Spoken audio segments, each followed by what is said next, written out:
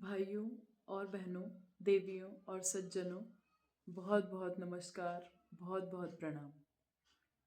मैं आशा करती हूँ आप सब कुशल मंगल होंगे। आज मैं ऐसे कुछ चीज़ों के बारे में आपसे बात करूँगी, ऐसी 8-9 चीज़ों के बारे में आपसे बात करूँगी जिन्हें जीवन में करने में हम बहुत ज़्यादा देर कर देते हैं।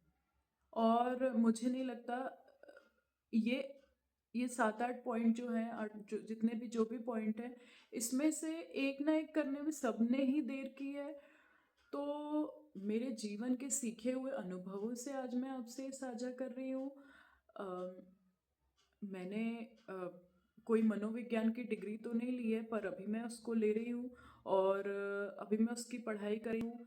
लेकिन मैंने इससे पहले मैंने इससे पहले डॉक्टरी की पढ़ाई की है। मैं एक डेंटिस्ट हूँ।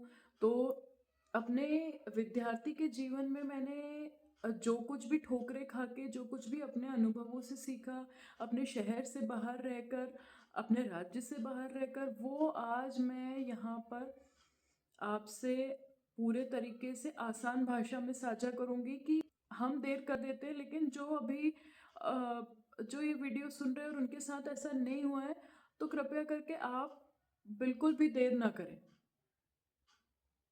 क्योंकि देखो, खोया हुआ वक्त तो, खोया हुआ समय तो वैसे भी लौट कर नहीं आता, पर खोया हुआ जो एक उत्साह है, जो एक उम्र है, वो भी कभी लौट कर नहीं आती।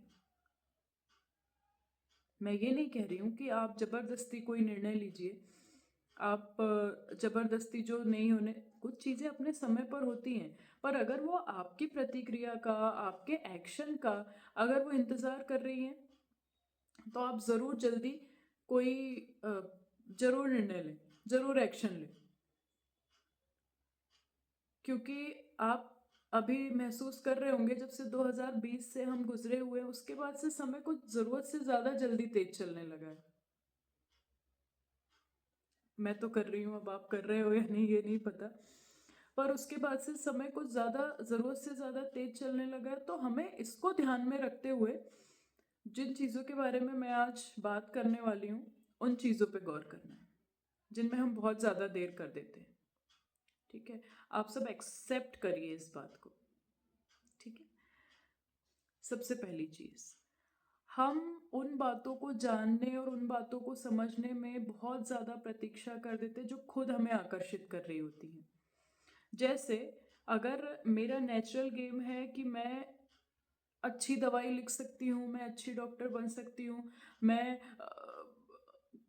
अच्छे से किसी को मोटिवेट कर सकती हूँ, या मैं ये कर सकती हूँ, हमारा दिमाग तो हमसे कहता है, पर हम बिल्कुल भी एक्सेप्ट नहीं करते। और बहुत ये इंतज़ार करते क्यों? क्योंकि ये ट्रेंड नहीं है। हम हमेशा ट्रेंड के लाइन में चलते हैं कि भाई ट्रेंड तो ये चल रहा है। ट्रेंडिंग होना अपने आप में एक अच्छी बात है, पर अपने अंतर ज्ञान को एक्सेप्ट करना उससे भी ज़्यादा बड़ी बात है। हो सकता है तुरंत सही लगे, पर ये सेटिस्फेक्शन देता, संतोष देता, सुकून देता है आपको। ट्रेंड चल रहे हैं, अच्छी बात है। आजकल ट्रेंडिंग होना तो सोशल मीडिया के ज़माने अच्छी बात होती है, पर ट्रेंडिंग होने के साथ साथ अपनी खुद की भी सुने। जो चीज़ें हमें आकर्षित कर रही हैं, खुद अंदर से आकर्षित कर रही है, बाहर से भी आकर्षित कर रही हैं, उनको इग्नोर कभी ना करें। उनके तरफ जाएं, उनको स्वीकार करें और उन पे काम करना शुरू करें।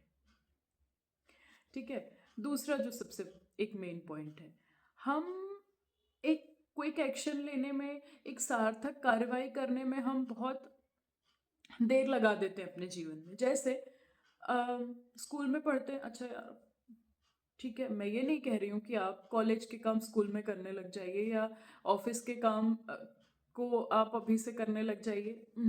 ये नहीं है।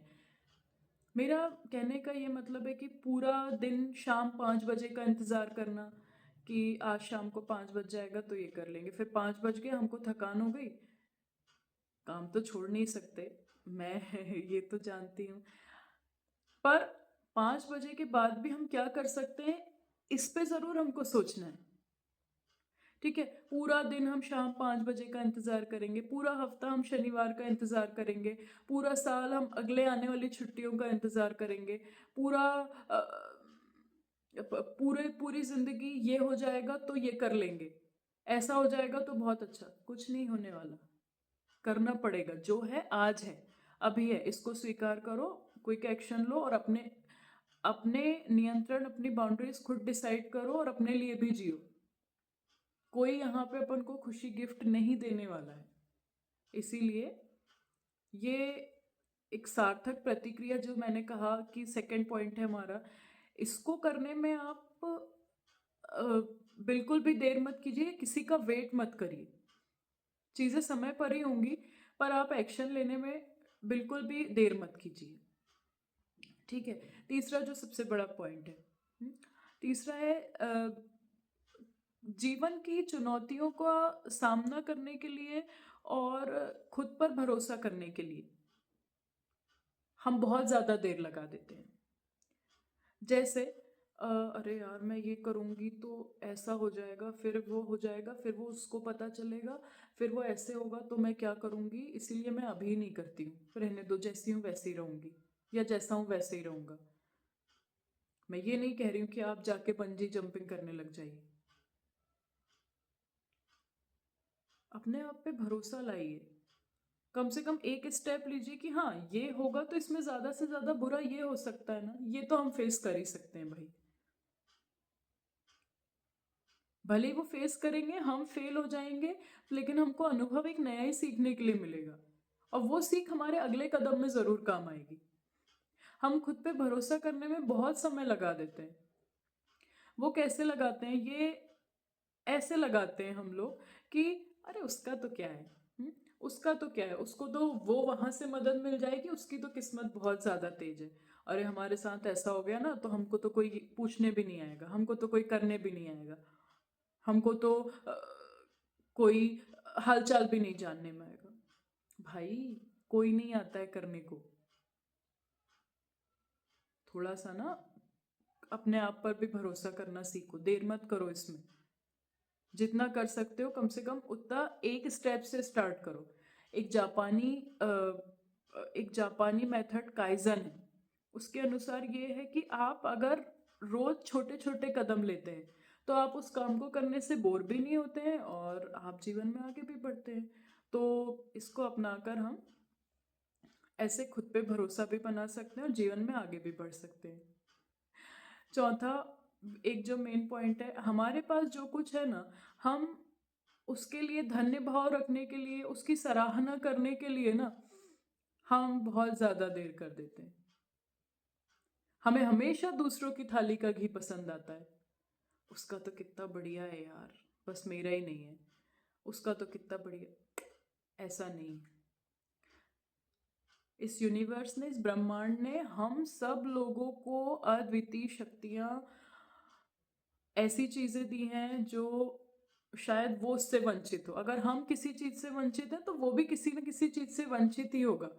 लेकिन हमारे पास जो है, हमें कभी वो पसंद नहीं आता, हमने कभी उसकी सराहना नहीं की, हमने कभी उसकी कद्र नहीं की।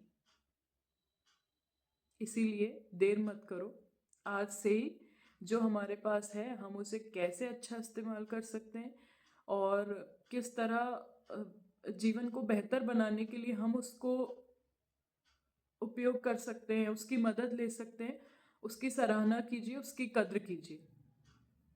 आप कद्र करने लग जाएंगे तो आपको कद्र अपने आप मिलने लग जाएगी। आप देखिए कैसे बदलाव नहीं आता फिर। पांचवा पांचवा जो मेन पॉइंट है वो ये है, हम दूसरों के प्रति दयालु होने में ना काफी समय लगा देते हैं। एक वक्त होता है जब हम सोचते हैं, किसी इंसान से नफरत कर रहे होते हैं कि यार ये तो ऐसे ही है, ये तो ऐसे ही है, ये तो बहुत रफ है, ये तो बहुत ऐसा। हम नहीं जानते वो जीवन में कौन सी लड़ाई लड़ रहा है। सब अपने जीवन में कोई ना कोई लड़ाई लड़ रहे हैं, हम नहीं जानते कि कौन अपने जीवन में कौन सी लड़ाई लड़ रहा है। इसलिए हमें हर किसी के प्रति एक दया भाव होना चाहिए। जब हम बचपन में स्कूल में पढ़ते थे, कॉलेज में पढ़ते थे, हमें कुछ लोग ऐसे पसंद आते थे, कुछ लोगों पे हमारा क्रश भी होता था। आज जब हम पुराने, समय बदल गया, हम जीवन में आगे बढ़ गए, वो जीवन में हमें ये अभी याद नहीं रहेगा। अभी हम अगर फेसबुक और इंस्टाग्राम पे उनके पुराने पिक्स देखे या अभी के पिक्स देखे तो हमें ये याद नहीं रहेगा कि हम इन्हें क्यों पसंद करते थे। पर यदि उस समय कोई हमारे प्रति बहुत दयालु रहा होगा ना, जब हमें दया भावना सहानुभूति की जरूरत रही होगी, तो वो आज भी हमें याद रहेगा कि हम क्यों क्यों मतलब वो इंसान याद रहेगा कि उस समय उनने यार बहुत दयालु है, बहुत अच्छे हैं। इसीलिए हमेशा सबके प्रति दयालु भाव रखें। छठवां, हम किसी भी सत्य को अपनाने में बहुत ज़्यादा देर कर देते हैं। हम इंसान ऐसे हैं कि हमें कोमल झूठ तो पसंद आते हैं, पर कठोर सत्य एक्सेप्ट करने में बहुत ज़्यादा टाइम लगता है। और हमारा दिमाग का भाव भी ऐसा होता है ना, उसे वही पसंद आता है और वो ही हम सही भी मानने लगते हैं। आप सबने वो अजय देवगन सर की मूवी तो देखी होगी, दृश्यम। अगर झूठ को हम 10 बार बोलते हैं ना, तो हमारा दिमाग उसको साइकिल कर करके वो ऐसा हो जाता है कि वो झूठ हमें सच लगने लगता है। एक झूठ को आप रिपीट करिए 10 लोगों में, वो आपको सच लगने लगेगा। और ये होता है। इसीलिए सत्य को स्वीकार करें। कोई फर्क नहीं है, थोड़ी तकलीफ होगी, पर समय के साथ सारे घाव भर जाते हैं। ठीक है। 7वां सबसे मेन पॉइंट, हम तय सीमाएं स्थापित करने में बहुत समय लगा देते हैं। कोई हमें लगातार हर्ट कर रहा है, लगातार हमारे दिमाग में नकारात्मक विचार भर रहा है, हमें आगे बढ़ने में हमारी बाधा बन रहा है, तो हम उसे उस समय नहीं ये करेंगे। हम उस समय कभी उसके लिए तय सीमा, लेकिन जब अति हो जाती है, हम तब सीमाएं, जब हम हताश हो चुके हैं, पूरे हमारी मानसिक स्थिति ऐसी हो गई रहती है कि यार अब तो संभला नहीं जाता, हम तब तय सीमाएं बांधते हैं। ऐसा मत करिए। एक तय सीमाएं रहेंगी तो आप भी खुश रहेंगे, और जिसके लिए आपने बांधी उसके लिए तो सीमाएं बनी ही रहेंगी, है। 8वां, हम अपने जीवन के 8वां मेरा पर्सनल फेवरेट है, और ये शायद सबके जीवन में हुआ ही है, तो आप इसे ज़रूर सुने। हम अपने जीवन के पुराने अध्याय जो है ना, उनको बंद करने में बहुत समय लगा देते हैं। जैसे अरे यार वो मेरा दोस्त था इतना अच्छा, आज अगर वो मेरे साथ होता ना तो बहुत ही अच्छा होता, या वो इतना बुरा था, उसने मेरे साथ में इतना बुरा किया, वो देखो आज तो बहुत फल फूल रहा है, उसको तो बहुत सक्सेस है, बहुत। क्लोज कर दीजिए चैप्टर्स को,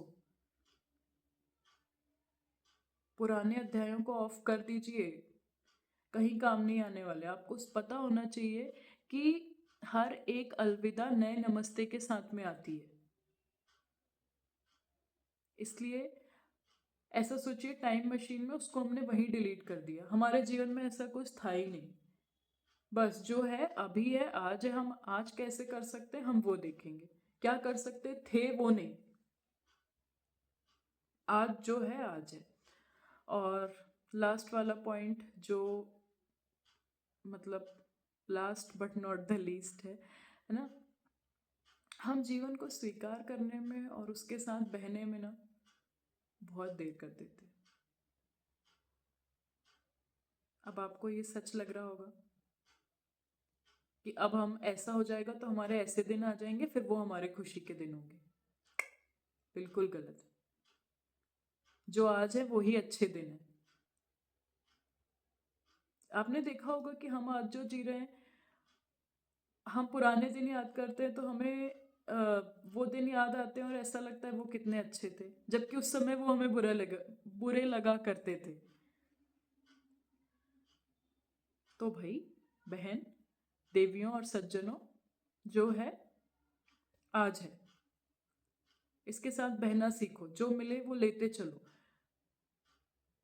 आप उन बातों का तनाव बिल्कुल भी मत लो जो आप बदल नहीं सकते।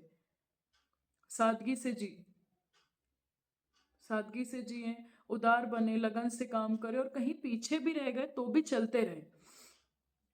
आप अपने जीवन से प्रेम करें, अपने स्वयं पर भरोसा करें, जोखिम उठाएं, खुशी ढूंढें, अनुभवों से सीखें।